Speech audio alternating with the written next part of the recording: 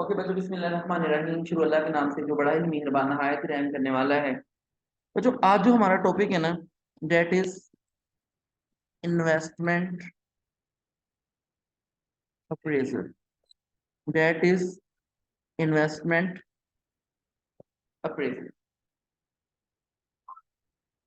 आप लोगों का जो कोर एरिया है ना F9 का, वो इन्वेस्टमेंट अप्रेजल। क्यों? क्योंकि इसमें से 20 मार्क्स का दिया और मिनिमम 2 MCQs, मतलब 24% पेपर जो है ना, वो किसमें से आता है? इन्वेस्टमेंट अप्रेजल में से। पेपर का जो चौथा हिस्सा है, 1/4, वो किसमें से टेस्ट होगा? इन्वेस्टमेंट अप्रेजल में से। अच्छा, इन्वेस्टमेंट अप्रेजल सबसे पहले आज और कल, कल भी क्लास है, क्लियर है? मैंने बेसिक इन्वेस्टमेंट अप्रेजल पढ़ाना है जो FMA का है, इसीलिए आज FMA और F9 की जो क्लास है ना, वो मर्ज की है मैंने, क्लियर है? Physical as well as online. Okay, सबसे पहले आप लोगों को पता होना चाहिए कि अप्रेजल का क्या मतलब होता है। अप्रेजल का मतलब होता है इवेल्युएशन करना, किसी भी चीज का पॉजिटिव और उसके नेगेटिव पॉइंट को हाईलाइट करना, दैट इज अप्रेजल, इवेल्युएशन। यहां पर हम क्या कर रहे हैं? Investment appraisal. तो इसका मतलब है जितनी भी इन्वेस्टमेंट अपॉर्चुनिटीज अवेलेबल हैं, उन सबको क्या करो? इवेल्युएट करो और देन डिसाइड करो कि in which project you have to invest, आपको किस प्रोजेक्ट में इन्वेस्ट करना है। तो इन्वेस्टमेंट अप्रेजल हम कह सकते हैं evaluation of all investment opportunities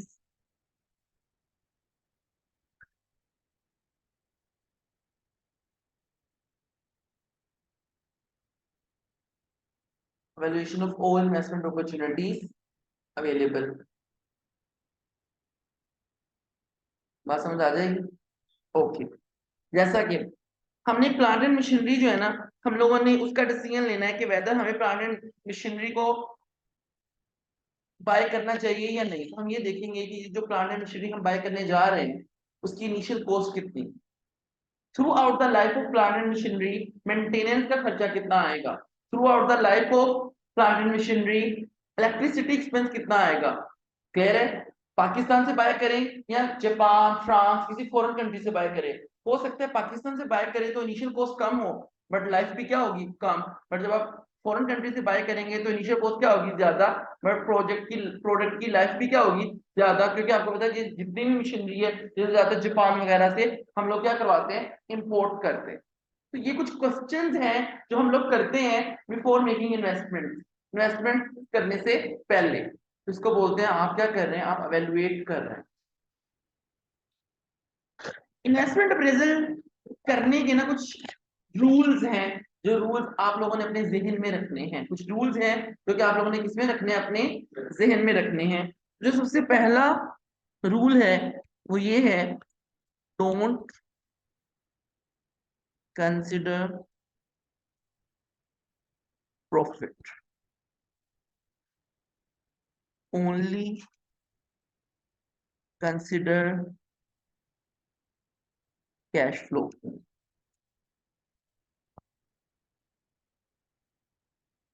बात समझ आ गई आप लोगों को? प्रॉफिट तो कभी भी आपने कंसीडर नहीं करना, डिसीजन लेते हुए आपने हमेशा कंसीडर करना है पैसा आ कितना रहा है और पैसा जा कितना रहा है। Inflow of cash, outflow of cash. क्यों सर? ऐसा क्यों? ऐसा क्यों? क्योंकि प्रॉफिट जो होता है ना, उसके अंदर नॉन कैश आइटम्स भी क्या हुई होती हैं? डिडक्ट हुई होती हैं। प्रॉफिट को मैनिपुलेट करना क्या होता है? आसान होता है। इस वजह से हम लोग कभी भी इन्वेस्टमेंट अप्रेजल में प्रॉफिट कंसीडर नहीं करेंगे। किसको कंसीडर करेंगे? कैश फ्लोज को कंसीडर करेंगे। इन्वेस्टमेंट अप्रेजल को करने के ना दो मेथड्स हैं। कितने मेथड्स हैं? एक traditional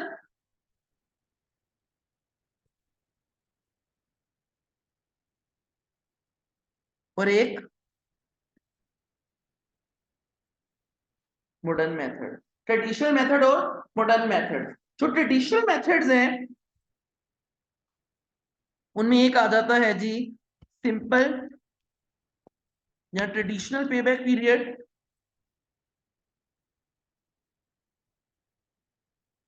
ARR accounting rate of return अगर इतना आता था तो फिर बेटा 40 क्यों है?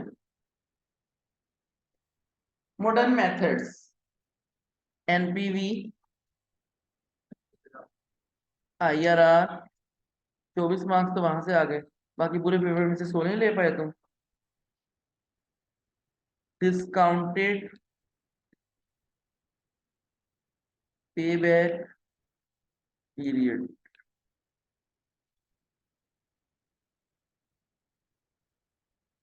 नेट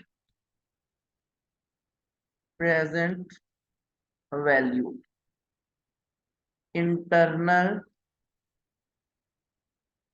रेट ऑफ री ये टोटल 5 मेथड्स हैं इन्वेस्टमेंट अप्रेजल के। दो जो है ना वो ट्रेडिशनल मेथड्स हैं। ट्रेडिशनल मेथड्स का मतलब है ये बहुत पहले यूज होते थे before the concept of time value of money. Time value of money के कॉन्सेप्ट से पहले जो मेथड्स थे वो ट्रेडिशनल मेथड्स हैं, क्योंकि ये methods time value of money को कंसिडर नहीं करते। But time value of money आने के बाद हम लोग ने अपने मेथड्स को क्या कर लिया है, चेंज कर लिया है, अपडेट कर दिया है। तो these are modern methods. Clear है बच्चों? ये टाइम वैल्यू ऑफ मनी को कंसीडर करते हैं। टाइम वैल्यू ऑफ मनी क्या होता है, थोड़ी देर बाद इसका खुलासा आप लोगों के सामने हो जाएगा। ये जो पांचों मेथड्स है ना, पांचों के पांचों मेथड्स क्या करती हैं?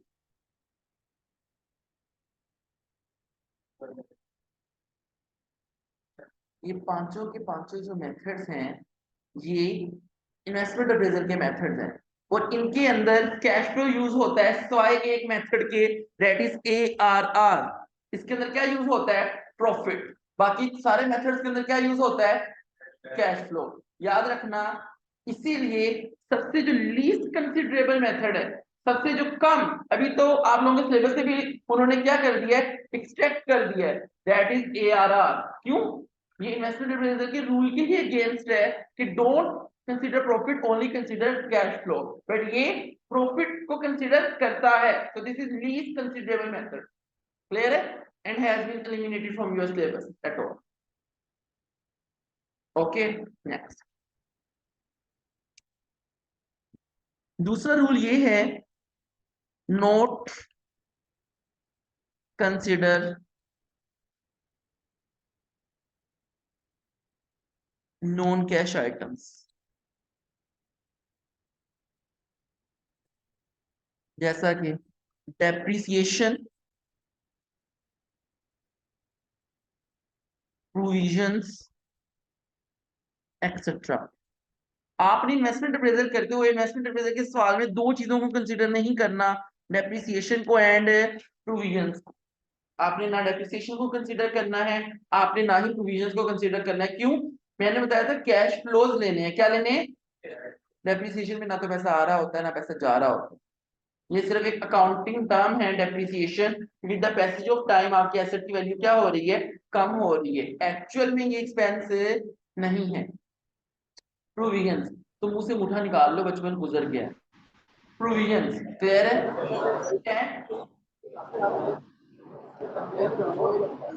कौन कैश आइटम है, हम लोग इन्वेस्टमेंट अप्रेजल के डिसीजंस में इसको भी कंसीडर नहीं करते। क्लियर है? सो दिस इज ये सेकंड रूल है। ऑनलाइन वालों कोई मसला हो तो चैट बॉक्स में बताना है। नंबर 3,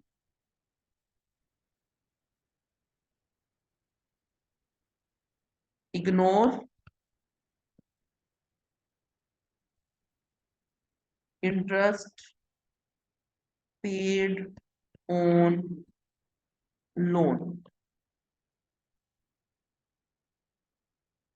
जब भी लिखा हो कि लेट्स सपोज $500 का इंटरेस्ट है, आपने उस फिगर को इग्नोर कर देना है।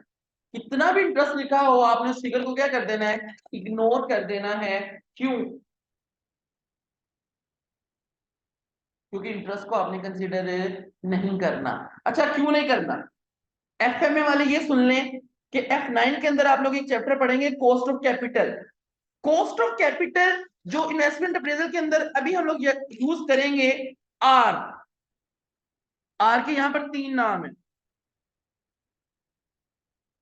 कॉस्ट ऑफ कैपिटल,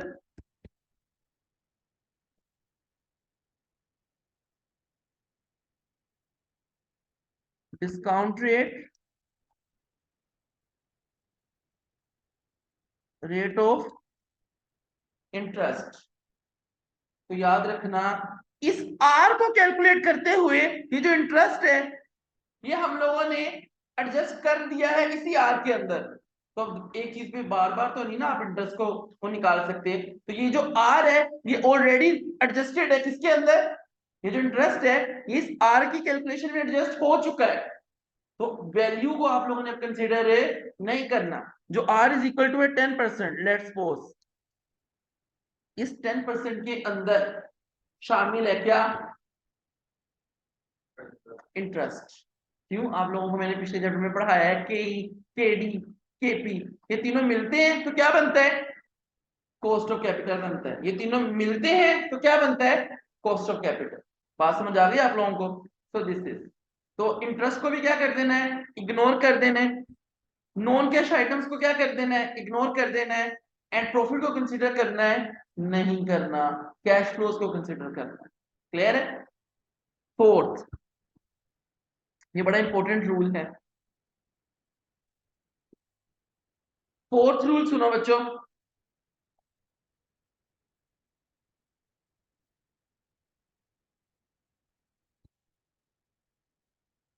ये कम जनवरी, 31 दिसंबर, लेट्स गो, ये आपका क्या है, ईयर। एग्जामिनर कहते हैं आज, जो नाउ, वो एग्जामिनर कहेगा इन्वेस्टमेंट नाउ,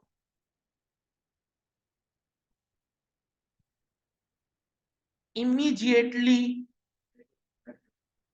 बैठ जाओ, दरवाजा भी बंद कर दो बेटा।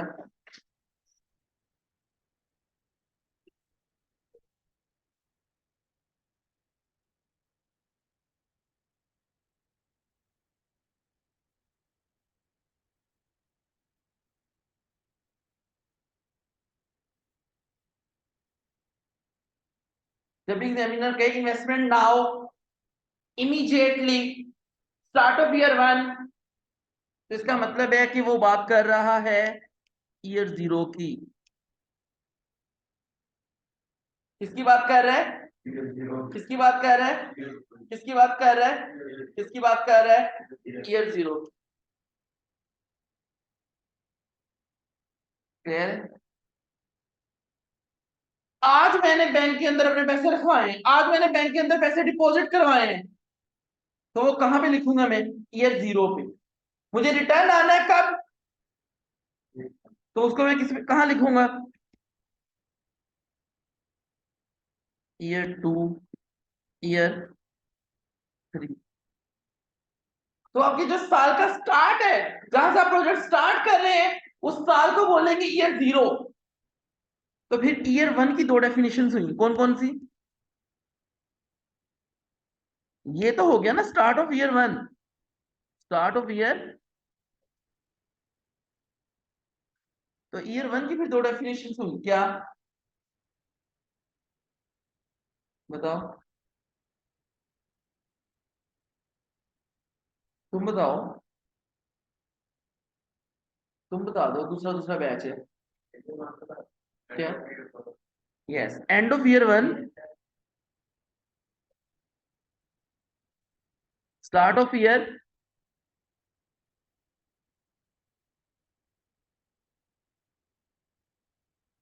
हमें बकवास बंद रख लो। ईयर 2 की दो डेफिनेशन है, एंड ऑफ ईयर,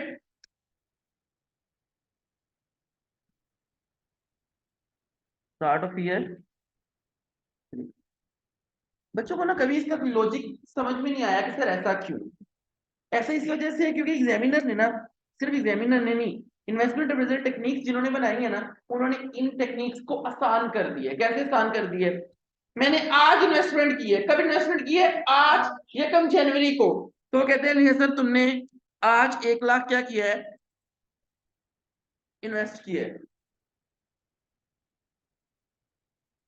तो ये कहाँ जाएगा, ईयर 0 पे। अब बिजनेस आज मैं स्टार्ट कर रहा हूं, आज मैंने एकेडमी स्टार्ट की है, तो जितना मैंने कैपिटल लगाया है वो मैं कहाँ लिखूंगा, ईयर 0 पे। अब बच्चे आना शुरू हुए, फीसिस आना शुरू हुई, तो मुझे क्या आना शुरू हो गया, कैश इनफ्लोज आना शुरू हो गए। अच्छा, जैसा कि कुछ कैश फ्लोज आए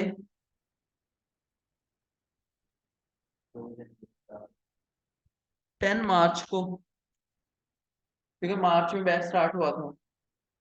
कुछ कैश फ्लोज आए 10 जून को, कुछ आए 10 सितंबर को, कुछ आए 10 दिसंबर को। क्लियर है। और जो साल के शुरू में मैंने एकेडमी में पैसा लगाया था वो यहां पर है, दैट इज ईयर 0। और जितने cash flows during the year आने हैं उसको कहाँ लिखना है, ईयर 1 पे। तो इसका मतलब है ईयर टू ईयर हिसाब हो गया, मंथ क्या हो गए, निकल गए। पूरे साल में आपको जितना रिटर्न आ रहा है सारे का सारा रिटर्न आपने जाके कहाँ लिख देना है, ईयर 1 पे लिख देना है। तो मतलब समझो इसका क्या है, जो इन्वेस्टमेंट साल के शुरू में होती है, क्या, जो इन्वेस्टमेंट साल के, उसको एंड ऑफ प्रीवियस ईयर पे लिखना है। कहां लिखना है,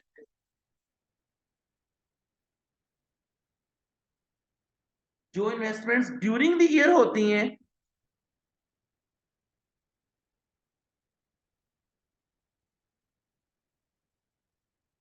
उसको लिखना है एंड ऑफ करंट ईयर। ये इन्वेस्टमेंट मैनेजर का चौथा रूल। बात समझ आ गई आप लोगों को। अप्रेजल का मतलब होता है एवेल्युएशन करना। क्या, इन्वेस्टमेंट अप्रेजल का मतलब क्या है, इन्वेस्टमेंट अपॉर्चुनिटीज को एवेल्युएट करना, और जो सुइटेबल अपॉर्चुनिटी है उसको ग्रैब करना इज द इन्वेस्टमेंट अप्रेजल। पहला rule, don't consider profit, only consider cash flows, ignore all known cash items, ignore interest paid on loan, क्योंकि वो पहले से एडजस्टेड है किसके अंदर, आर की कैलकुलेशन के अंदर, कॉस्ट ऑफ कैपिटल की कैलकुलेशन के अंदर। नंबर 4, जब चौथे नंबर पे हम लोग आते हैं तो वो क्या है कि जो इन्वेस्टमेंट्स आपने साल के शुरू में करनी है वो एंड ऑफ प्रीवियस ईयर पे लिखी जाएंगी, और जितनी भी कैश फ्लोज आएंगे ड्यूरिंग द ईयर वो एंड ऑफ करंट पीरियड में लिखा जाएगा। तो आज मैं इन्वेस्टमेंट कर रहा हूं ईयर 1 के स्टार्ट में, तो इससे पिछला साल क्या होगा, ईयर 0, तो उसको लिखा कहां जाएगा, एंड ऑफ प्रीवियस ईयर जो कि ईयर 0 है। फिर जनवरी, मार्च, अप्रैल, मई, जून, जुलाई, अगस्त, सितंबर, अक्टूबर, नवंबर, दिसंबर, जितना भी कैश फ्लो आएगा उस सबको मैं कहां लिखूंगा, ईयर 1 के पे। तो ईयर 1 क्या है, इसी साल का एंड, और ईयर 0 क्या है, पिछले साल का एंड। तो जो इन्वेस्टमेंट साल के शुरू में करनी है वो कहां जाएगी, एग्जैक्टली अब गौर से सुनना एक कॉन्सेप्ट, मैं इन्वेस्टमेंट कर रहा हूं तीसरे साल के स्टार्ट में, तो कहां लिखी जाएगी, ईयर 2 के एंड। समझ लग गई आप लोगों को, ये बात थी बस। फिर जितना भी आउटफ्लो आएगा, सॉरी इनफ्लो आएगा पूरे साल में, वो कहां लिखा जाएगा, ईयर 3 पे। फिर मैं चौथे साल के शुरू में जो इन्वेस्टमेंट करूंगा वो ईयर 3 के एंड पे लिखूंगा। क्लियर है, ईयर 3 में लिखूंगा, और जितना ईयर 4 में कि ड्यूरिंग द ईयर इन्वेस्टमेंट्स होंगी उसको उस साल के एंड पे लिखूंगा। फिर 31 दिसंबर से 31 दिसंबर तक का हिसाब हो जाएगा, ड्यूरिंग सारा क्या हो जाएगा, कंप्लीट हो जाएगा। इसीलिए क्वेश्चन करना क्या है, आसान है। बात समझ आ गई, लॉजिक क्लियर हुआ, तो समझ आई। इस साल के अंदर अंदर जो पैसा है वो साल के एंड पे लिखना है, और जो साल के शुरू में पैसा गया है वो पिछले साल के एंड पे लिखना है। तो इसका मतलब ये हो जाएगा कि तुमने 31 दिसंबर को पिछले साल इन्वेस्टमेंट की थी, और इस 31 दिसंबर तक इतना तुम्हारा क्या है, रिटर्न है। अगर ऐसा ना होता तो ये इन्वेस्टमेंट रिजर्व गले का फंदा बन जाता, क्योंकि हम तो जैसे टैक्स के अंदर बेसिस पीरियड ही नहीं गिने जाते, तो यहाँ पर भी मंथ गिने ना जाते, और हम कैसे करते इतने लेंथी क्वेश्चन। यहाँ पर तो कुछ भी नहीं, P4 में चले जाए, 105 साल का प्रोजेक्ट, 107 साल का प्रोजेक्ट। प्रैक्टिकल लाइफ में प्रोजेक्ट्स ऐसे ही होते हैं। अब ये मेट्रो जो है प्रोजेक्ट है, तो ये इसकी कोई लाइफ ही नहीं हुई हुई होगी डिसाइडेड, है ना, क्योंकि पाकिस्तान में ऐसा ही है। लेकिन यूके यूएसए में ऐसा नहीं होता, वहां लाइव डिसाइडेड हो जाती है, उसके बाद उसको डिमोलिश करके नया वहां पर प्रोजेक्ट किया जाता है। जैसा कि अब पुल वगैरह है, हमारे यहाँ कुछ ऐसे पुल है जिनकी 100 साल मुद्दत जो वो बने थे, 100 साल से ऊपर वाला टाइम पीरियड चल रहा है, लेकिन माशाल्लाह से उनको अभी तक वो नहीं किया गया। हाँ तो बेटा पाकिस्तान से पहले के भी कुछ पुल थे ना, जैसे हकवाउ सुल्तान जाते हुए ये जंग के रास्ते में जो त्रिमू हेड है, इसके ऊपर जो पुल है ना, जिस जब सैलाब आता है वो कहते हैं कि वो रोड बंद कर देते हैं, है ना। उस पुल की मियाद 100 ईयर्स थी, 126वां साल चल रहा है, और वहां पे दोबारा पुल नहीं बन सकता। वहां पानी का बहाव ही ऐसा है, वो अंग्रेजी थे जो बना गए। जी, बन ही नहीं सकता वहां पे पुल, इनसे बनना ही नहीं है वहां पे पुल, जितने मर्जी ये माहर बन जाए वहां पे। इसके ऊपर तो बड़ी बड़ी मैं डॉक्यूमेंट्रीज हैं उस पुल के ऊपर, क्यों, दो दरिया जहां पे मिल रहे हो वहां पुल है।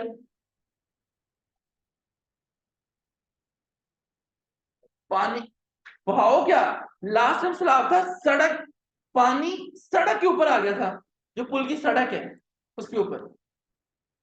बहुत खतरनाक है वहां तो, बिल्कुल ही मतलब बहुत ज्यादा वहां पे पानी है, बहुत क्यूबिक समथिंग।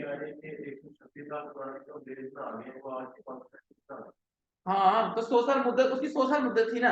अगर ये कोई मतलब यूके यूएसए होता तो उसको डिमोलिश करते, नया पुल ब्रिज तैयार होता। यहाँ पर ये सब उसमें चल रहे हैं, जिसे कहते हैं नहीं अपना आखिरी, हाँ अल्लाह के भरोसे। वैसे तो हम सभी अल्लाह के भरोसे चल रहे हैं, लेकिन हमारे हालात चलने वाले नहीं है। लेकिन चलो खैर है, चलना तो है ना। यार बनेगा, लेकिन अब देखो ना, अब 126 साल गुजर गए, अब नया पुल 70 भी गुजार ले तो बड़ी बात है। सेंचुरीज कहाँ कहाँ होती हैं, आप सड़कों के हाल देख लें, अपने इलाकों की सड़कों के हाल नहीं आप लोगों ने देखे, आज डलती हैं ठीक 4 साल के अंदर अंदर। 4 साल में ज्यादा तो आज क्या, हर बार कब, जब तुम गुजरते हो। हाँ मतलब बारिशें भी तो यहाँ पर ऐसी होती है ना कि पानी, अब आप देखें, सिविक उस दिन यहाँ से गुजरी है, सिविक वाले ने क्या सोचा कि मैं निकल जाऊंगा, हाँ दरमियान में फिर उसकी फैमिली बैठ गई है, और तुम मतलब पानी में से गुजार रहे हो। जिस दिन ये बारिशें हुई थी, है ना, दरमियान में गाड़ी रुक गई, फिर उसकी फैमिली, उसकी लेडीज को भी लोगों ने उठा उठा के बाहर निकाला। तो तुम्हें इतनी जल्दी क्या थी, कोई कम पुल है, रास्ता रास्ता कितना ज्यादा है, गाड़ी चल ही नहीं सकती कभी इतने पानी में। तो वो क्या करता, क्या वेट करता, वापस करता, कुछ भी करता। नहीं बेटा, सिविक थी ना, जरा थोड़ा सा शोखापन भी आना था, फिर मीडिया में भी आए माशाल्लाह से मिस्टर, वहां से निकलने के बाद। क्या, पांचवा और आखिरी rule, consider only relevant cash flows. दोबारा,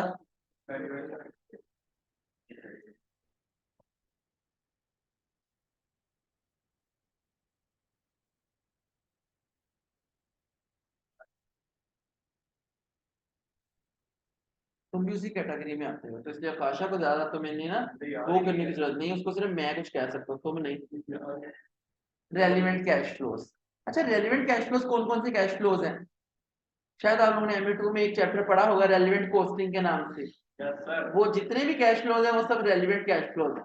सिर्फ रेलिवेंट कैश फ्लोज आप लोगों ने कंसीडर करने हैं, इररेलेवेंट कैश फ्लोज को कंसीडर नहीं करना। अच्छा रेलिवेंट कैश फ्लोज, ये तो पूरा एक चैप्टर ही है ना, तो मैं नहीं यहाँ पे करवा सकता। क्लियर है, हाँ आप लोगों को एक रिकॉर्डिंग भेज दूंगा, रेलिवेंट कैश फ्लोज कौन कौन से होते हैं, तो आप लोग रिकॉर्डिंग ले लीजिएगा। क्लियर है, आपके सिलेबस में अक्सर MCQ आ जाता है उसका, कि कौन सा रेलिवेंट और कौन सा रेलिवेंट नहीं है।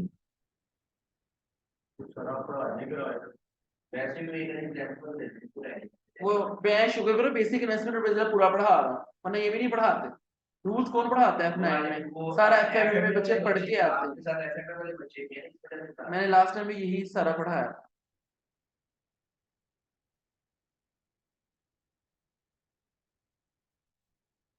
क्योंकि आजकल तुम सिर्फ रिकॉर्डिंग के ऊपर डिपेंडेंट हो ना, इसलिए नहीं भेज रहा, कल भेजूंगा। अच्छा, रेलिवेंट कैश फ्लोज, जो प्रोजेक्ट के साथ डायरेक्टली रिलेटेड है ना कैश फ्लोज, वो रेलिवेंट कैश फ्लोज है, और जो इनडायरेक्टली तौर पर रिलेटेड है वो क्या है, इररेलेवेंट कैश फ्लोज। अच्छा, कैसे? आपने डिसीजन लेना है कि आप स्कैम से पढ़ना चाहते हैं, एसीसी मुझसे पढ़ना चाहते हैं, सेल्फ पे पढ़ना चाहते हैं, क्लियर है? तो जो मेरी स्कैम की ट्यूशन फीस है ना, वो आपको हेल्प करेगी डिसीजन लेने में कि आपने कहाँ से पढ़ना है। बट जो आपकी एसीसी की एनुअल सब्सक्रिप्शन फी है, चाहे आप मुझसे पढ़े, स्कैम से पढ़े या घर बैठ के पढ़े, वो तो आपने देनी ही देनी है, और उसमें तो कोई रद्दोबदल है ही नहीं, क्लियर है? तो वो इररेलेवेंट है, तो डिसीजन मेकिंग में आप उस कैश फ्लो को कंसीडर नहीं करेंगे, क्लियर है? तो इसके ऊपर मैं आपको पूरी रिकॉर्डिंग जो है ना वो भेजूंगा, कौन कौन से कैश फ्लोज रेलिवेंट होते हैं, कौन कौन से कैश फ्लोज रेलिवेंट नहीं होते। अब जैसा कि fix cost irrelevant in decision making है, इसीलिए जिस बिजनेस की फिक्स कॉस्ट ज्यादा होती है, इसका मतलब क्या है, ऑपरेशनल गेयरिंग ज्यादा है, और ऑपरेशनल गेयरिंग ज्यादा है तो उस बिजनेस को क्लोज होने का रिस्क क्या होता है, सबसे ज्यादा होता है। बात समझ आ जाएगी आप लोगों को? This is what, this is irrelevant. जैसे कि रेंट, जिन जो होटल्स नहीं चल सके कोविड में, रेंट तो पे करना ही करना था, रेंट कभी भी बच नहीं सकता, तो ऐसा होता है। वैसे तो लेबर की सैलरी, अब लेबर कुछ जो बहुत ही ज्यादा संगदिल लोग थे, बिजनेसेस, उन्होंने तो लेबर फारग करना शुरू कर दी थी, लेकिन आप लेबर को फारग नहीं कर सकते।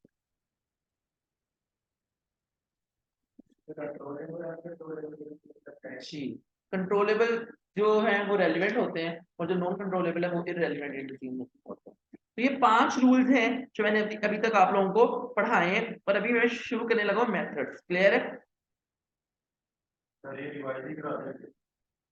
करवा तो दिए, पहले रिवाइज ही करवाया, 5 समराइज ही करवाए थे 1 मिनट पहले।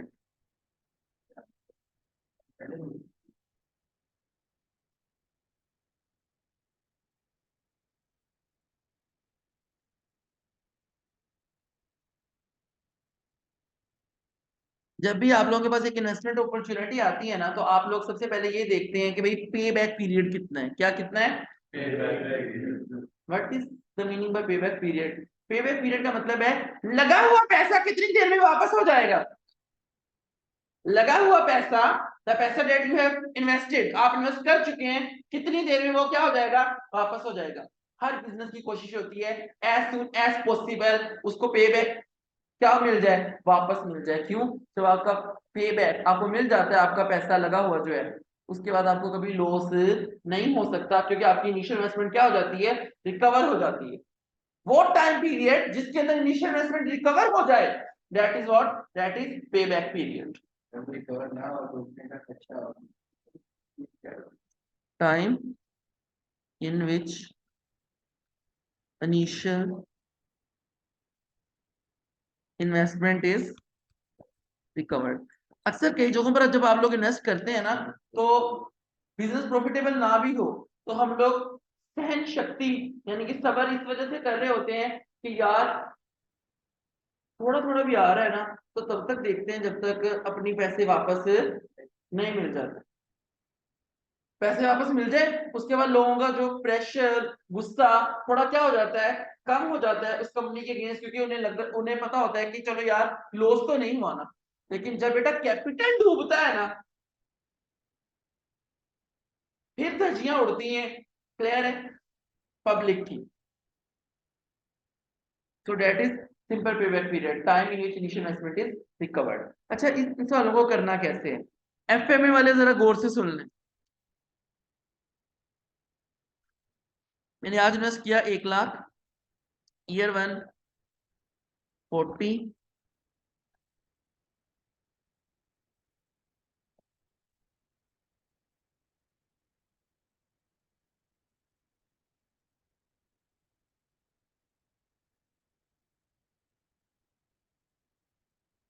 5 साल का आपका प्रोजेक्ट है, आप 1 लाख रुपया लगा रहे हैं, और ईयर 1 में आपको आ रहा है 40,000, ईयर 2 में आ रहा है 25,000, ईयर 3 में भी 25,000, ईयर 4 में 10,000 एंड ईयर 5 में 20,000। अब पेबैक पीरियड 40,000 मिल गया इन ईयर 1, मिलना कितना है, 60,000 मिलना अभी बाकी है। 25,000 मिल गया, मिलना कितना है, 35,000 अभी मिलना बाकी है, 25 दोबारा मिल गया, 10,000 मिलना अभी। तो बेटा यहाँ पर ये भी रिकवर हो गया, तो इसका मतलब है कि जो हमारा पे बैक पीरियड है वो कितने साल है, 4 साल। 4 सालों में जो लगाया है वो क्या हो रहा है वापस, उसके बाद जितने भी कैश फ्लोज आ रहे हैं वो क्या है, वो आपका प्रॉफिट ही प्रॉफिट है। क्यों, आपकी इनिशियल इन्वेस्टमेंट चौथे साल तक क्या हो गई है, रिकवर हो गई। अच्छा, ये जो मेथड है, तुम ऐसा किया करो कि ना, जब हम सब चले जाया करें तब आया करो, तो मैं सेपरेट क्लासेस दूंगा आज से, और वो क्लासेस बिल्कुल ही रेलिवेंट नहीं होंगी स्टडीज से। आज क्या हो रहा है, सबको पता है कि यहाँ तुम लोगों ने इन्वेस्टमेंट की है, तो इतना इस चैप्टर के अंदर टची होने की जरूरत है नहीं है, क्लियर है। तो ये एवेल्युएशन करनी थी पहले, तो ये अब की सोचने की जो चीजें हैं वो नहीं है, तो इसीलिए प्लीज जरा थोड़ा सा इधर फोकस कर लें।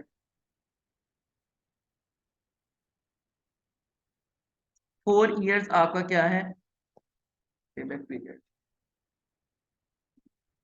और क्वेश्चंस करके देखते हैं एक से ज्यादा।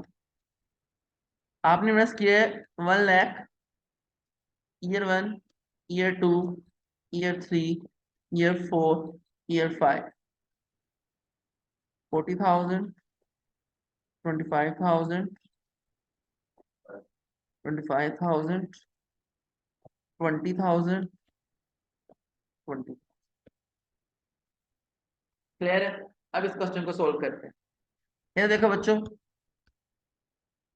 पहले साल में 40 मिल गया, मिलना कितना है साल, 25 मिल गया, मिलना कितना है साल। अब साल तुम्हारे मुंह में क्या है, मुझे तो नहीं सुन रहा, जितनी तुम्हारी लाश है ना, जरा थोड़ा ऊंची आवाज में तुम बोल सकते हो, क्लियर है।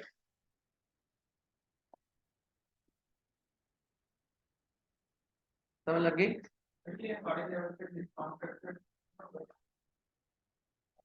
तुम्हारे लेवल पे तो बहुत कुछ है। हाँ, F9 के लेवल में बहुत कुछ है, ये तो मैं अभी बेसिक इन्वेस्टमेंट पढ़ा रहा हूँ, जो कि नहीं पढ़ाया जाता है इंस्टीट्यूट में। क्यों, इसके ऊपर 2 लेक्चर जाते हैं। ये तो बड़ा प्रोजेक्ट है। हाँ, ये FMA वाला है, ये एक ही था।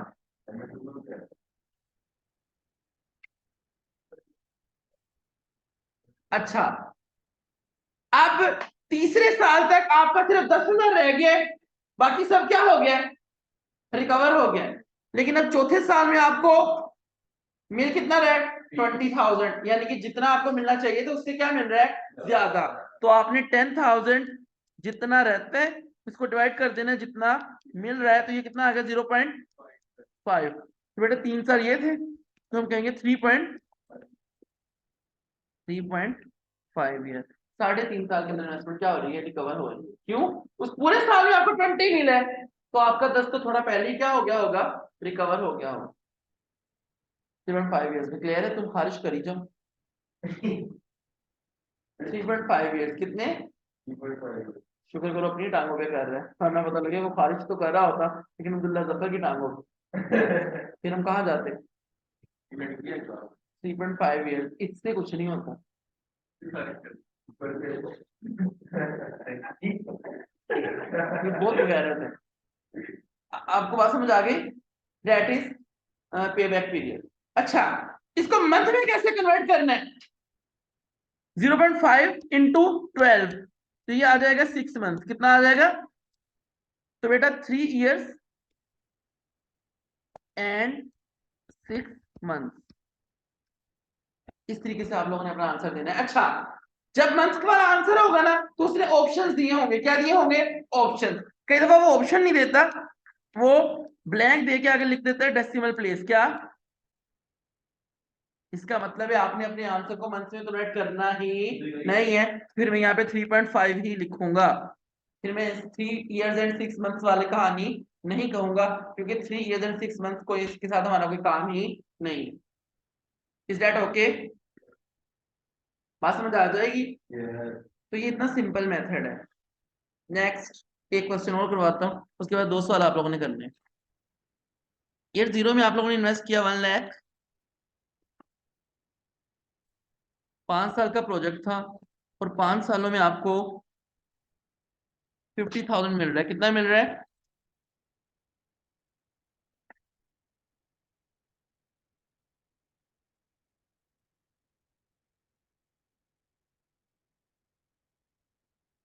क्लियर है? तो कितना पेबैक पीरियड है? कितना?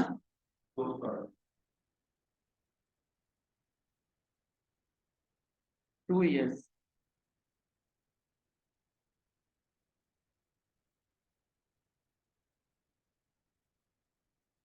क्लियर है?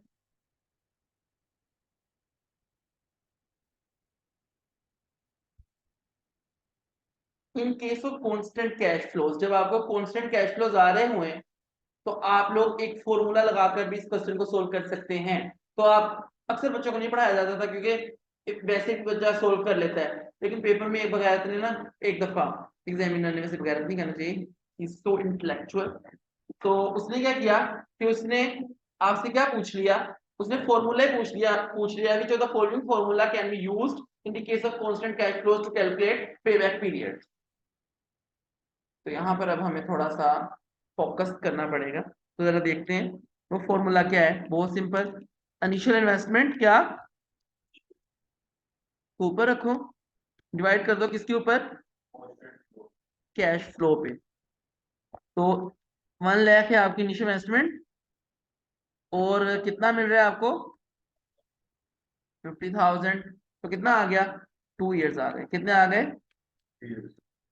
इस ईयर? तो ये मेथड बस इतना सही है, ये मेथड बस इतना सही है। कर लोगे आप लोग? ओके, रजिस्टर्स खोल लो, 2 क्वेश्चन आप लोगों ने खुद करने हैं। ऑनलाइन वालों अपने अपने रजिस्टर्स ओपन कर लो, हर बच्चे ने मुझे आंसर जो है ना वो बताना है।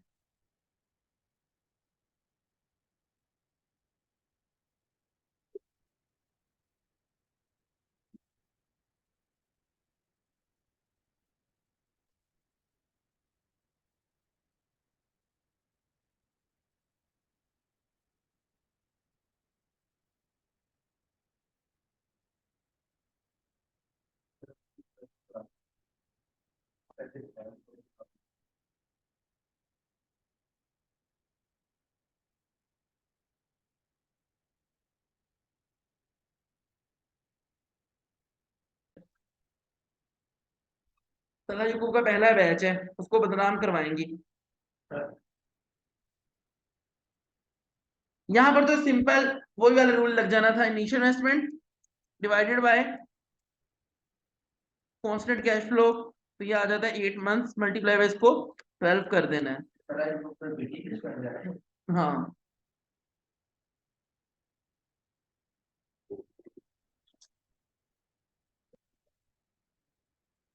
तो बेटा जो राज है, जब उसको कर रहे थे तुम उस चीज को, उस दौरान फतवा नहीं तुमने लिया,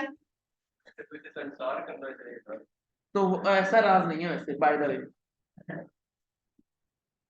ये साथ ही संसार पे पहुंच जाता है। ईयर 1 जिस साल में कोई कैश फ्लो नहीं मिला तो वो साल भी आप लोगों ने क्या करना होता है, कंसीडर करना होता है। तो 1 ईयर तो वैसे ही है, दूसरे साल में 10,000 डिवाइडेड बाय 11,000 इंटू 12, तो 1 ईयर प्लस 11 मंथ्स, एक साल 11 माह के अंदर आपकी इनिशियल इन्वेस्टमेंट क्या हो रही है, रिकवर। फिर कुछ नहीं आ रहा, फिर उसके बाद 15,000 दोबारा से आ रहा है।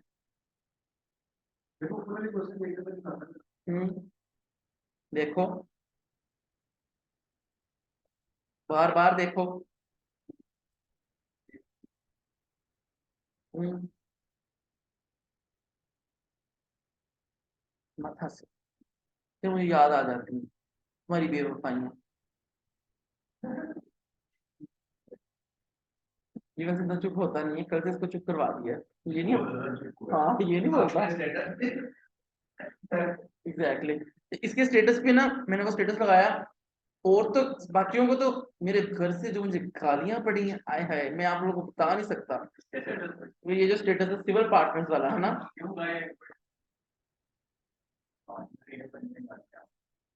सिविल पार्टनर मतलब मेल टू मेल होता है ना, तो उन्होंने कहा कि ये क्या बकवास है, ये क्या तुम फैला रहे हो। हाँ तो ये वो, मैंने कहा वो है तो मैं क्या करूं। हाँ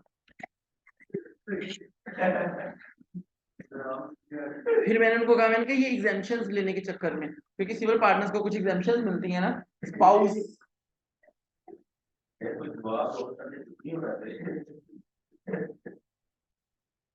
यहाँ कोई फायदा नहीं बेटा, मैं हर जवाब से ना ऊपर की चीज हूँ। अब ये मुझे बताना ना पड़ जाए कहाँ, फिर हो सकता है तुम तो क्लास से बाहर निकल जाओ, लेकिन मेरा अंदर फिर भी लिमिट में रह के ही आएगा। मैं मतलब थोड़ी देर बाद घर नहीं किसी के बढ़ सकता।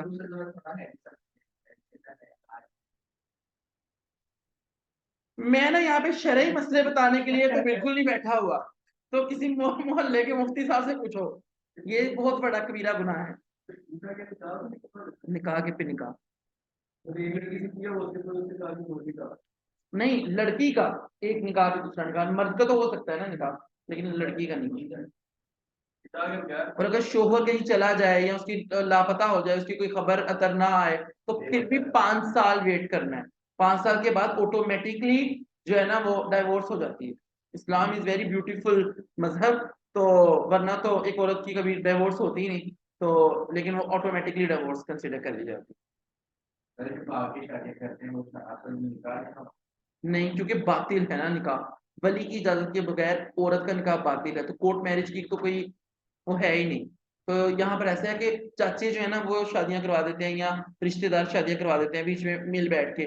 बाप जिंदा है ना तो भाई भी वाली नहीं बन सकता, बाप नहीं है तो पहले भाई का राइट है, और भाई भी नहीं है खुदा ना खास्ता, फिर चचे या मामू आ सकते हैं। तो पहले बाप के रिश्तेदार आते हैं, फिर माँ की तरफ से रिश्तेदार आते हैं। हाँ नाकस। अब सारा दिन पढ़ते हो नहीं, रूहान हमेशा सीरियस मैटर्स ही लेके आता है।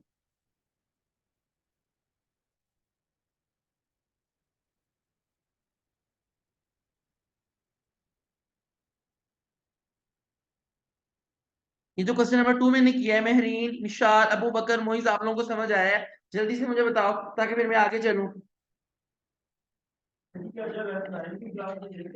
दोनों मिक्स है ना, मर्जर है, सेम है ना। प्रैक्टिस स्टार्ट ही थी तो इन्वेंटरी मैनेजमेंट का हुआ है, कैश मैनेजमेंट के साल मैंने करवाने हैं एक्सेल पे ही। तो वो जो FLG को, WQZ कंपनी, अननेट कंपनी, ये सब क्या है, एक्सेल पे करने वाले सवाल हैं।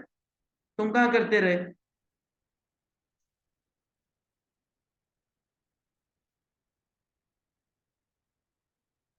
टाइम वैल्यू फॉर मनी, अच्छा।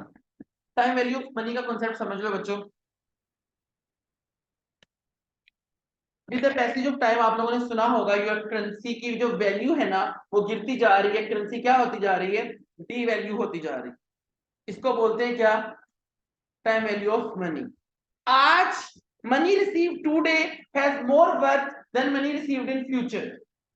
टाइम वैल्यू ऑफ मनी का कोई बेसिक कॉन्सेप्ट आपसे पूछे तो आप लोगों ने कहना है money receive today is worthwhile than money received in future. Money received today is worthwhile than money received in future. This is time value of money. This is time value for money. बात आपको समझ आ गई? अच्छा, सबसे पहले तो आप लोगों को मैं बताता चलूं कि करेंसी का कांसेप्ट आया कैसे। जब करेंसी नहीं हुआ करती थी बहुत सालों पहले, हजारों सालों पहले, तो हालांकि नबी वसल्लम के दौर में भी करेंसी थी, तो हम लोग ना लेन देन करते थे। मतलब मैंने अपनी कोई चीज दी, उसकी कोई चीज दी, मतलब मेटल्स में सोना चांदी, यहाँ मतलब एलिमेंट्स में ऐसे, या अगर मेरा अनाज है तो किसी से वो दे के कोई काम करवा लेना। अभी शहरों में तो ये खत्म हो गया, हमारे गांव वाले साइड पे अभी भी दुकानदार जो है ना वो गंदम भी ले लेते हैं, मतलब कोई चीज ले लेते हैं, कुछ ले लेते हैं। अच्छा, तो this is time value for money.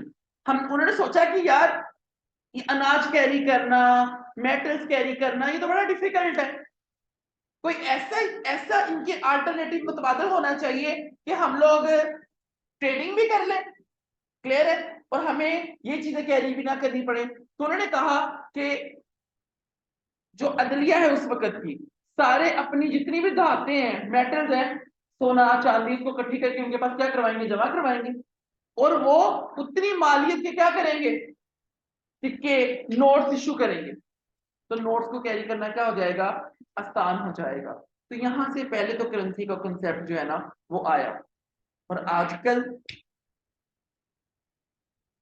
फिर कार्ड आए, क्यों, कैश कैरी करना भी हमें मुश्किल लगना शुरू हो गया, या क्राइम रेट्स बहुत ज्यादा बढ़ गए, तो बैंक वालों ने कार्ड इशू किए, और अब कार्ड भी खत्म हो जाएंगे 2-3 सालों में, अब कार्ड नहीं यूज होंगे, कार्ड मतलब प्लास्टिक मनी, प्लास्टिक मनी अब खत्म हो रही है, क्यों, अब यूके कनाडा ऑस्ट्रेलिया हर जगह पे इलेक्ट्रॉनिक मनी आ गई है, वहां पे कार्ड इंसर्ट करने का ऑप्शन ही नहीं है, सिर्फ आपका फिंगरप्रिंट लगेगा और आपके अकाउंट की डिटेल सामने शो हो जाएगी, क्लियर है। इसी तरीके से जब आप अमेजोन वो जो उनके स्टोर्स हैं वहां पे शॉपिंग करने के लिए जाते हैं, है ना, जब आप एक चीज को उठाते हैं तो आपके कार्ड से पैसे उसी टाइम डिडक्ट हो जाते हैं, और जब आप दोबारा लेट्स सपोज मैंने वो चीज वापस करनी है तो मैंने उस चीज को वो रख दिया, विद इन सेकंड आपके अकाउंट में दोबारा पैसे आ जाते हैं। वहां कोई कैश काउंटर्स नहीं है इन अमेजोन वेयर हाउसेस, कोई कैश काउंटर नहीं वहां पे। तो जिसके एक बंदे के मल्टीपल बैंक अकाउंट, तो क्या था? वो जो रजिस्टर्ड होता है उसके ऊपर होता है ना, तो वो पहले से ही रजिस्टर्ड होते हैं, तो ऐसा होता है। अब मेरे 4-5 हैं, तो मैं किसके ऊपर मेरी मेंबरशिप वगैरह है, जैसे ओसिस है, ओसिस का तो आप लोगों को पता ही होगा लाहौर में, है ना, हमने उसकी मेंबरशिप खरीदी थी कोविड में, कोई एक बंदा बेच रहा था, तो 14.5 लाख की, तो हाँ, तो इसीलिए तो तब से हमें जरा थोड़ा वो हो गया है, और उन्हीं दिनों ना हमारे हमें जरा थोड़ा पैसे ज्यादा थे हमारे पास, हमने जिम खाना की जो है ना मेंबरशिप, हमने वो भी खरीदने की। आज अगर आप जिम खाना की मेंबरशिप बुक करते हैं ना तो वो आपको 70 ईयर्स आफ्टर मिलेगी, सोच सकते हैं आप, आज आप अगर जिम खाना की मेंबरशिप के लिए अप्लाई करते हैं तो आपको 70 साल बाद मिलेगी, कितने में, 3 करोड़ में। हमारे लिए जिम खाना की मेंबरशिप मतलब लेने वाली ही नहीं, लेकिन जो लोग जरा थोड़े बहुत ज्यादा रॉयल्स हैं वो अपने पोतों पूतों के लिए ले रहे हैं अभी भी। काश हमारे दादा अबू ने भी ये सोचा होता, मतलब जिम खाना की, हमने तो ओसिस की तब मिल रही थी। कोशिश किया है, कोशिश हाँ ओसिस बंद हो गया ना, अब तो उसकी मेंबरशिप अब नहीं मिलती, तो अब जैसे मार्केट में क्लब ही है, मतलब उसके अंदर ये जो है स्विमिंग पूल, मतलब हाँ जिम खाना टाइप ही सही में वैसे ही है, लेकिन वहां पर मतलब जैसे लहरों वाला नहीं होता स्विमिंग पूल जैसे, वो है, एंड बड़ा बहुत मजे का है, अब तो वो उसके अंदर और भी काफी ज्यादा वो डिफरेंट है, मतलब मुझे तो इतना कुछ खास आइडिया नहीं है, तो गए हुए भी साल हो गए हैं। वो रूम मिल जाते हैं करके, क्या, जब कुछ तरीके से करते हैं तो रेस्टोरेंट में और मिल जाते हैं। हाँ, तो मतलब जो आप लोग हैं ना, मतलब यानी कि महीने में 4 दफा गेस्ट जो है ना वो अलाउड है। फिर आपको जब जरूरी है सर, हाँ, आपको जब जरूरी हो नहीं मेंबरशिप नहीं, मतलब मेंबरशिप मेरी बहन के नाम पे है ना, तो मतलब मेंबरशिप का वो जो कोड कार्ड नंबर है ना वो है, तो वो पीछे से फोन कर देते हैं ना कि मतलब ये इस तरीके से, तो आपने हाँ ब्लड प्रेशर, हम तो फिर उसमें आते हैं ना, मतलब नहीं हम रिलेटिव्स में आते हैं, फैमिली में नहीं आते, फैमिली में शोहर आता है अब उसका, हालांकि पैसे हमने दिए थे, लेकिन वो क्योंकि मैरिड थी तो इसीलिए उसका मतलब शोहर वो उसकी फैमिली कंसिडर की जाएगी, हम नहीं, सोच सकते हैं पैसे हम दें। वैसे भी नहीं है, वो वैसे तो क्या कहते हैं, जैसे बच्चा होता है 20 मिनट का, उसको बेस्ट है तो अब वो एक दूसरे से आप लोगों को मिलती है। अच्छा, टाइम वैल्यू फॉर मनी,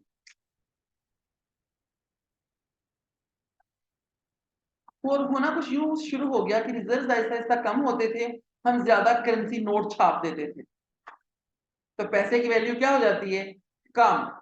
आपके पास रिजर्व नहीं है और आप करेंसी नोट क्या कर देते हैं, ज्यादा छाप देते हैं, तो पैसे की वैल्यू क्या हो जाती है, कम हो जाती है।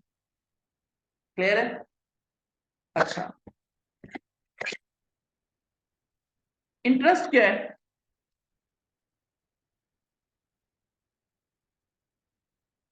Extra amount paid for usages of money, किसी दूसरे का पैसा इस्तेमाल करने के लिए जो हम लोग अमाउंट पे करते हैं, that amount is known as interest, that amount is known as interest. मैंने बैंक में पैसा रखवाया, मेरा पैसा कौन इस्तेमाल कर रहा है, बैंक, बैंक वाले मुझे क्या देंगे, इंटरेस्ट। बात समझ आ गई कि नहीं? बैठो, क्लियर है? बात समझ आ गई? बैंक से मैंने लोन लिया है, बैंक का पैसा कौन इस्तेमाल कर रहा है, मैं बैंक को एक्स्ट्रा पैसे पे करूँ, this is the interest. Sir why interest का कॉन्सेप्ट क्यों है?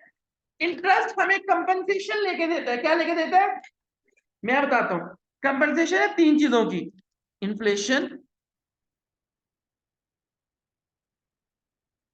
Opportunity to reinvest, risk and uncertainty. When you are talking about inflation, when you are talking about inflation, तो inflation होती क्या है? हुआ कुछ यूं कि महान ने ना मुझसे 1 लाख रुपया उधार लिया, महान ने कहा कि सर मैं आपको ना 6 माह बाद पैसे जो है ना वापस कर दूं। मैंने कहा ओके ठीक है महान। 6 माह आए, 6 माह के बाद महान ने मुझे जो है ना वो 1 लाख रुपया वापस कर दिया। लेकिन मैंने कहा महान मैं तुमसे 6 लाख रुपया नहीं ले 1 लाख रुपया नहीं ले सकता। क्यों? इस 6 माह के अंदर अंदर इन्फ्लेशन हो गई है, तो जो बंडल ऑफ गुड्स मैं 6 माह पहले खरीद सकता था, वो बंडल ऑफ गुड मैं अब नहीं खरीद सकता। मैं अक्सर बच्चों को यहाँ पर एग्जांपल देता हूँ, आप लोगों ने अपने बचपन में देखा होगा, ग्रोसरी का सामान आप थोड़े पैसे लेके जाते थे और थैले पर भर के सामान के आते थे। क्लियर है? हमने अपने दौर में 150 250 तक का मतलब घी का पैकेट भी देखा हुआ है कि मतलब इतने में आता था। फिर वो जो बाल्टी है, टीन, आज तो ये कॉन्सेप्ट ही खत्म हो गया है, मतलब पैकेटों में घी है और मतलब 1000 में 2 घी के पैकेट नहीं आते, एक आता है। क्लियर है? क्यों? अच्छा घी कितने का ही है, 600 समथिंग के राउंड अबाउट। बात समझ आ गई आप लोगों को? सूफी या ये वो, तो ये क्या है, bargaining power of customer, purchasing power of customer क्या हो रही है, कम हो रही है बिकॉज ऑफ द इन्फ्लेशन। मैं अब तुमसे उतने पैसे लूंगा जितने की इन्फ्लेशन हो चुकी है, तो तुमने मुझे इन्फ्लेशन की क्या देनी है, कंपनसेशन भी देनी। इसीलिए तो अमीर अमीर से अमीर तर, गरीब गरीब से गरीब तर होते जा रहे हैं। कैसे? लेट्स मेरी फैमिली जो है ना, हमारा कोई गुजर बसर नहीं है, हम लोग पेंशनियर्स लोग हैं, या हमें फिक्स अमाउंट आती है। गवर्नमेंट ने हमारी सैलरी इंक्रीज की 10% से, कितने परसेंट से, 18% इन्फ्लेशन हो गई। कितना गैप आ गया, 8% का। ऐसे ही गैप आता जाएगा और अमीर अमीर से अमीर तर और गरीब गरीब से गरीब तर होते चले जाएंगे। बिजनेसमैनों को तो कोई फायदा, कोई नुकसान है ही नहीं। हमें हमें भी कोई नुकसान नहीं है। खाद्य अगर महंगी है ना, तो हम लोग की फसल भी फिर महंगी बिकती। अगर खाद्य महंगी है तो फसल भी क्या जाती है, महंगी जाती है। अगर खाद्य महंगी है तो किन्नुओं का भाव भी हर साल क्या जाता है, ज्यादा जाता है। तो जो बिजनेसमैन हैं, जो उनको कोई फर्क नहीं पड़ता, सैलरीड पर्सन को या जिनको फिक्स इनकम आती है, रेंटल इनकम्स आती हैं, उनके लिए ये मुश्किल है इन्फ्लेशन के दौर में सरवाइव करना। Is that clear? इंटरेस्ट। दूसरा, अपॉर्चुनिटी टू रीइन्वेस्ट। मैं आपको पता है एक बिजनेसमैन बंदा हूँ, मुझे तो काफी ज्यादा अपॉर्चुनिटीज मिलती रहती हैं, यहाँ इन्वेस्ट कर लो, यहाँ कर लो, यहाँ कर लो। मैंने इसको 1 लाख रुपया दिया हुआ था, 6 माह बाद इसने मुझे पैसे वापस किए, और इस दौरान मैंने एक अच्छी अपॉर्चुनिटी क्या कर दी, मिस कर दी। अगर मैं वहां पैसा इन्वेस्ट करता तो मेरा पैसा ग्रो कर सकता था। तो मैंने कहा कि भैया तुमने मुझे अब इन्फ्लेशन की कंपनसेशन भी देनी है, एज वेल एज तुमने मुझे अपॉर्चुनिटी टू रीइन्वेस्ट की कंपनसेशन भी देनी। तुम्हें पैसा देने की वजह से जो मैं ग्रोथ फॉरफिट, ग्रोथ को फोरगो कर रहा हूं, जाने दे रहा हूं, सेक्रीफाइस कर रहा हूं, मुझे उस ग्रोथ की कंपनसेशन भी तुमसे चाहिए। तीसरा, रिस्क एंड अनसर्टेनिटी। किसी को पैसा देना, आजकल तो अक्सर मेरे पेरेंट्स कहते होते हैं कि पैसे देने का मतलब है रिलेशन खराब करना, तो पैसे देने ही नहीं चाहिए। क्लियर है? तो इवन कि ये नहीं कि मतलब मैंने अक्सर, मैं एक ऐसा बंदा हूं कि मैंने मेरे अकाउंट से मतलब हर अटेम्प्ट में तकरीबन 4 लाख 5 लाख की पेमेंट उन बच्चों की हो जाती है जिन बच्चों को के पैसे अरेंज नहीं हुए होते, उन्होंने पेपर बुक करवाना होता है और जरा थोड़ा लेट हो जाता है। एवेंचुअली उनमें से जो तो बहुत अच्छे घरों के बच्चे हैं, अच्छे घरों का मतलब मैं अमीर नहीं बात कर रहा, जो खानदानी लोग हैं वो तो फौरन सर आपके इतने पैसे ये बन गए और वो, और जो जरा थोड़े से होते हैं ऐसे, मैं फोन कर रहा हूँ फोन नहीं उठा रहे, मैं बार बार कह रहा हूँ वो बात नहीं सुन रहे, मुझे बार बार उनको चेस करना पड़ रहा है, रिमाइंडर भेजने पड़ रहे हैं कि भाई तुमने, हालांकि ये कोई मतलब मेरी लायबिलिटी नहीं है, ये तो मैंने आप लोगों को के ऊपर वो किया है। तो ऐसी सूरत हाल में अभी तक एक लड़के के 28,000 रुपये नहीं है और इस बात को तकरीबन कोई 9 माह हो गए। फिर हाय हाय, फिर मेरा मैं भी अली हसन, मैंने उसका अकाउंट फ्रीज करवा दिया, एसीसी अकाउंट। पिछले साल, पिछले मंथ अटेम्प्ट में बैठने लगा था, उन्होंने कहा आपका अकाउंट फ्रीज है, बाहर चले जाए। पेपर देने सेंटर में भी चला गया था, मैंने बाद में वो करवाया था ना, मुझे पता था अभी पेपर देगा, जहां से पढ़ रहा था मुझे ये भी पता लग गया था एग्जैक्टली कितने टोटल उसके पैसे थे। 1,10,000 रुपया सारे निकलवा के, बड़ी मुश्किल से वो भी निकलवाए, पीछे फिर भी 28,000 रुपया बच गया, अभी भी रहते हैं। बड़ी बात है। कई दफा उसने कोशिश की एसीसी वालों की, मैंने उसकी मेल सब कुछ बदल दिया है, वो वहां से कॉल करता है, वो कहते हैं ईमेल एड्रेस बताओ वेरिफिकेशन के लिए, ईमेल एड्रेस आता हो तो बताए, ईमेल एड्रेस भी मेरा लग गया है, कॉन्टेक्ट नंबर भी मेरा है, एड्रेस भी मेरा है, तो कुछ भी उससे पूछते हैं इन्फॉर्मेशन ही सारी गलत है। हाँ, तो वो उसकी फोन ही नहीं, प्रोसीडिंग ही नहीं करते। अब वो 28,000 देगा, वो जिद पे सिर्फ अड़ा हुआ है। हाँ, हालांकि जिद किस चीज की, इसमें तो अभी तक मैं अपने पेपर दे नहीं पेपर दे सकता, ये अटेम्प्ट भी गई चली गई, मुझे किसके कैंसिल भी नहीं हो सकता ना, फोन ही नहीं हो सकता, नहीं राइट। क्या फीस क्यों, पेपर दे बुक करवाया था वो नहीं देने गया।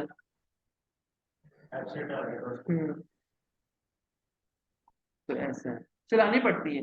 हालांकि अगर देखा जाए तो आपको मुझसे मतलब कोई जिद बनती नहीं है आप लोगों की मेरे से ना। हाँ, उधार नहीं, उधार नहीं, मैं आपको बताता हूँ। ओके बच्चों, this is risk and uncertainty. मैंने उसको पैसे, रिस्क है,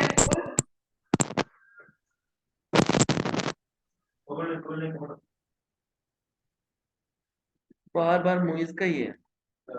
अच्छा, risk and uncertainty, risk and दोबारा, ओके, यूके यूएसए की बात करते हैं। अब तो वहां पर भी थोड़ी बहुत इन्फ्लेशन आ गई है, आज से कुछ साल पहले वो जीरो इन्फ्लेटेड कंट्रीज मानी जाती थी, क्यों वहां पर इन्फ्लेशन नहीं थी। क्या वहां पर आपको लोन फ्री मिल जाता था? नहीं, क्यों? दो चीजों की कंपनसेशन तो अभी भी अवेलेबल है, अपॉर्चुनिटी टू इन्वेस्ट की और इसके अनसर्टेनिटी की। तो कोई बंदा भी आपसे पूछे, वैसे मैंने आपको रिस्क चैप्टर में पढ़ा दिया हुआ है कि इंटरेस्ट रेट के बढ़ने की वजह क्या है, इन्फ्लेशन। और ये दोनों हर कंट्री में क्या होते हैं, मौजूद होते हैं। इन्हीं दोनों फैक्टर से क्या बनता है, रियल रेट बनता है। और इन्फ्लेशन जब इसके अंदर ऐड हो जाती है तो वो मनी रेट बन जाता है, नॉमिनल रेट बन जाता है। बात समझ आई आप लोगों को? तो हर बंदा जब आप लोगों को पैसे देगा और आप उसके पैसे यूज करेंगे, then you have to pay interest. अगर कोई आपके पैसे यूज कर रहा है, यू विल रिसीव इंटरेस्ट। क्यों? Interest is the compensation of risk and uncertainty, opportunity to reinvest and inflation. बात समझ आई? आगे आ जाते हैं। इंटरेस्ट के ना दो रेट्स है। इंटरेस्ट के कितने रेट्स है? Simple rate of interest, compound rate of interest. Let's suppose simple में भी R 10% है, और कंपाउंड में भी आर कितना है 10% है। ईयर 0 आज मैंने इन्वेस्ट किया 1000, कितना? आज तो मुझे कुछ नहीं मिलेगा। ईयर 1 1 साल बाद 1000 तो मैंने इन्वेस्ट किया था, 100 मुझे मिला। ईयर 2 1000, फिर मुझे कितना मिला 100। ईयर 3 1000 प्लस 100 कितना हो गया? कर लो। अब आप सोच रहे होंगे कि सर आपने 100 को ऐड क्यों नहीं किया? क्यों? इसकी assumption है इंटरेस्ट इज नॉट री इन्वेस्टेड ईच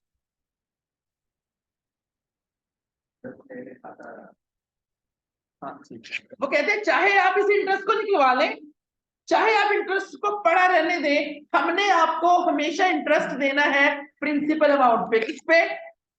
प्रिंसिपल अमाउंट वो अमाउंट होती है जिसको बोलते हैं ओरिजिनली इन्वेस्टेड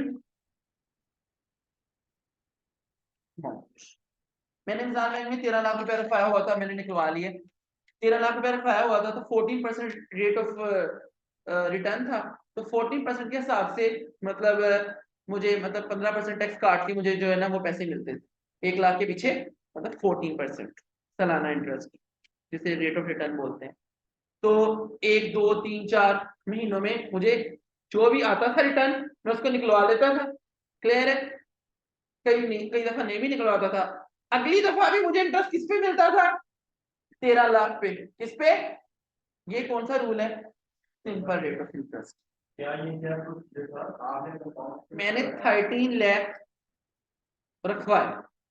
कितने लाख रखवाए? रियलिटी 13 लाख, 14% इंटरेस्ट रेट था उन दिनों में चल रहा। प्रॉफिट रेट इसको बोलते हैं 14।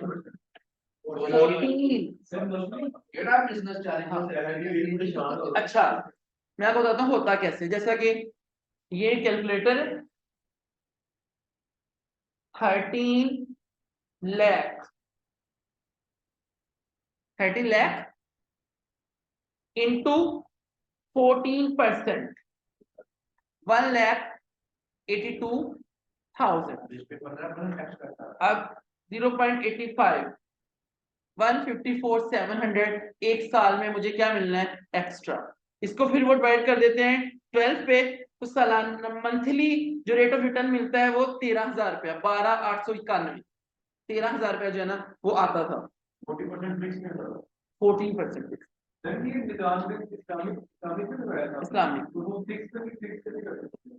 इस्लामिक भी बेटा हलाल होता है, फिक्स भी हलाल होता है। वो F9 में आ गए आप लोग, भूल जाए F9 में आप लोग।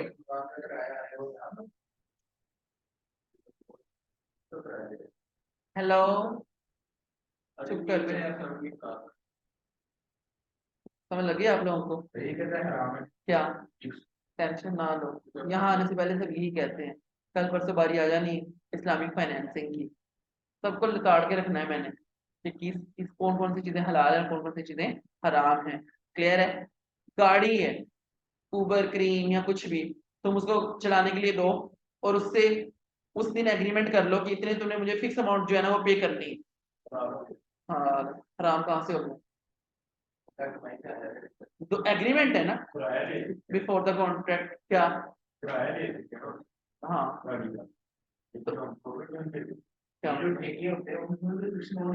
फिक्स भी। अब तुम्हारे पास दोनों ऑप्शन है। अब ये मैकडोनल्ड्स है, जैसे मैं आप लोगों को एग्जांपल देता हूँ, मैकडोनल्ड्स की पाकिस्तान में कोई फ्रेंचाइजीज नहीं है। मैकडोनल्ड एक ही बंदे का है। मैकडोनल्ड अपनी फ्रेंचाइज नहीं देता पाकिस्तानियों को, उन्हें पता है कि फ्रेंचाइज दूंगा तो क्वालिटी ऑफ द प्रोडक्ट जो है वो खराब हो जाएगा। क्योंकि KFC बहुत जगह KFC स्टैंडर्डाइज है ही नहीं, यहाँ पे कुछ और है, वो बहुत टेस्ट का फर्क है। तो ना अब उनके दो रूल्स हैं। जगह जिनकी होती है ना वो उनके साथ ये रूल करते हैं कि या तो आप ये हमें रेंट पे दे दें या ये आप हमें प्रॉफिट शेयरिंग पे दे दें। तो मेरी कजन है, मतलब उसकी फैसलाबाद शादी हुई है, और वो फैसलाबाद पूरे का सबसे बड़ा मैकडोनल्ड्स है, वो उनकी जगह पे है। वो प्रॉफिट शेयरिंग पे देते हैं, दिया हुआ है उन्होंने।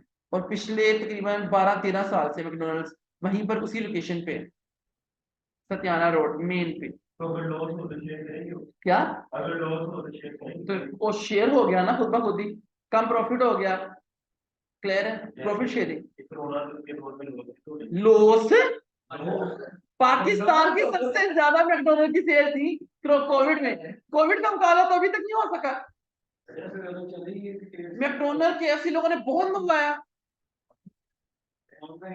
हाँ, लो ये ऐसे ही, मतलब बहुत सेल थी। तुम ना उठ के क्लास से बाहर निकल जाओ, उठो उठो। सर माल रोड वाला कैश था भाई। क्या? माल रोड पता नहीं, मैंने नहीं ट्राई किया। बहुत अच्छा होता है। माहौल तो बहुत है नहीं, माल रोड तुम्हें KFC का कितना होता है? ये KFC भी होता है, आज ये दोनों KFC जाएंगे। Compound R is equal to 10%। मैं राइटिंग पे हूं, मुझे ना बात करो KFC की, KFC मेरी पहली मोहब्बत है। मैं KFC के पीछे कुछ भी कर सकता हूँ, कुछ भी कर सकते हैं। मैं खिलाऊं? मैं अपने पैसों से खाऊंगा। जो बंदा मुझे कहता है ना मेरा KFC से दिल चल गया है, मैं उसको लाना ये नहीं बात करता। है, दिक्कत है एक जगह के बंदे खाना खा खा के ना ज्यादातर ऐसा होता है, अब जैसे हम भी आते हैं। तो वो में भी KFC अल्लाह करे खुल जाए, दुआ किया करो। कुछ और ही ना खोल लो, 42 करोड़ की उनकी फ्रेंचाइज है क्या, हो नहीं ना मुंह में। अच्छा बच्चे ये देखो, कंपाउंड रेट ऑफ इंटरेस्ट, इस पे ना जो आपको इंटरेस्ट मिलता है ना, वो क्लोजिंग बैलेंस पे मिलता है। किसपे मिलता है? आज तो मुझे कुछ नहीं मिलेगा ना, क्योंकि आज मैंने इन्वेस्ट किया। एक साल बाद 1000 प्लस 100 कितना मिल गया? अगली दफा +110 1210, अगली दफा 1210 पे 1210 +120 1331, और अगली दफा 1331 +133.1, तो ये हो गया 1464.1। हाँ, मैं हमें यही एग्जांपल देता हूँ। तो बात समझ आ गई आप लोगों को? So this is what, this is compounding. अब आप एक चीज नहीं कर सकते, आपने 5 साल के लिए पैसा फिक्स करवाया है, तो 5 साल आप पैसा निकलवा नहीं सकते। तो इंटरेस्ट जो है ना, वो भी री इन्वेस्टेड होता रहता है। नहीं निकलवा सकते ना, इसलिए तो कंपाउंडिंग होती है। हाँ, तो ऐसा है। अच्छा, ये कौन लोग करते हैं? मुझे ना अपने लाइवलीहुड कमाने के लिए मुझे हर माह रिटर्न चाहिए, तो मैं सिंपल रेट ऑफ इंटरेस्ट के अंदर इन्वेस्ट करूंगा। मुझे क्या सिर्फ रेट सेम होते हैं, एक चीज का फर्क होता है कि इंटरेस्ट भी साथ साथ लगता रहता है, कंपाउंडिंग होती रहती है। अब ये देखो ना, 10% था, अगर यहाँ देखें तो आपको 300 का फायदा हुआ है। कितने का फायदा हुआ है? और यहाँ 1000 की अमाउंट थी, और ये हो गई है 3 साल बाद 1331 की, और ये 100 100 100 300, और यहाँ पे 331 रुपए का सिर्फ फायदा हुआ है, बिकॉज तुमने इंटरेस्ट को भी क्या करवाया है? री इन्वेस्टेड करवाया है। री इन्वेस्टेड ईच। बात समझ आ गई? अब आगे चलते हैं। ये देखो, मोबाइल ना खोलो, कंपाउंडिंग इसी चीज को ना हम एक फॉर्मूले में क्या करेंगे? कैप्चर। कंपाउंडिंग का मतलब होता है महरीन, प्रेजेंट वैल्यू से फ्यूचर वैल्यू में जाना। आज मेरे पैसे की वैल्यू है 1000, और अगर मैं ये देखना चाहता हूं कि 3 साल बाद मेरे पैसे की वैल्यू कितनी होगी, 1331। आज जो चीजें मैं 1000 में बाय कर सकता हूँ, 3 साल बाद वो मैं 1331 में बाय कर पाऊंगा। आज जो मैं चीजें 1000 में बाय कर सकता हूँ, वो चीजें मैं 4 साल बाद 1464.1 में क्या कर सकूंगा, बाय कर सकूंगा। बात समझ आ गई आप लोगों को, क्लियर है? तो 100 रुपया मिलना 9-10 में, 9-10 में तो ज्यादा मिलते थे, उससे पहले तो आप यकीन नहीं करने थे, शाम तक 100 रुपया भी खत्म नहीं होता। आपको 9 में स्कूल में मिलता मुझे नर्सरी प्राइम में भी 100 रुपया मिलता था जी। सुबह नाश्ता नहीं मिलता था क्योंकि सब काम पे जाना होता था, तो मामा खुश होती थी कि बच्चे इसी 100 में खाएं, तो मुझे 100 में खाते थे। क्या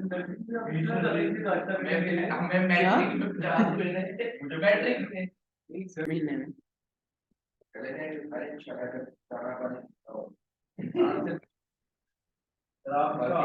आप इसका हाथ तो पकड़े ही देखिए 2 मिनट में चल जाएगा।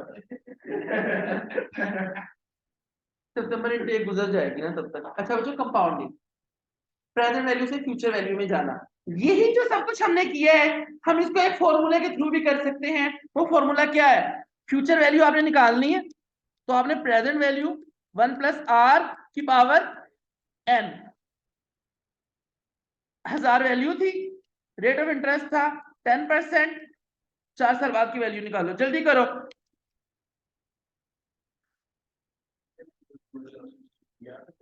मेहरीन इसको कैलकुलेटर में सॉल्व करो, अबू बकर इसको कैलकुलेटर में सॉल्व करो। बच्चों उनको बताना।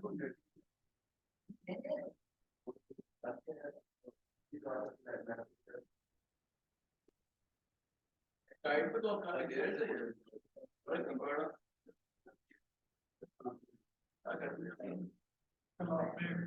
बैक टू द स्टेटस लग रहा है क्या बैक टू द स्टेटस लग रहा चले? है तो जाते हो नहीं बातें कर। किसे किसे गए कुछ रहेगा आपको देखिए वाह, आज तो मतलब मुझे कुछ बांटना चाहिए आमना, इतने अरसे बाद बैठो। हाँ गुड, ये एक तो ये वाली चेयर भी पीछे मतलब कर दो।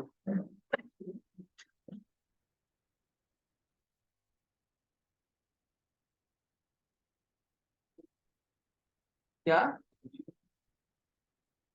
चलो मैं छुट्टी कर लो, आज मैं जरा आमना के साथ बातें कर। अल्लाह हाफिज बच्चों। ये भी आपको आ गया क्या 1464.1 आमना को अपने साथ लाइट चलाओ वहां।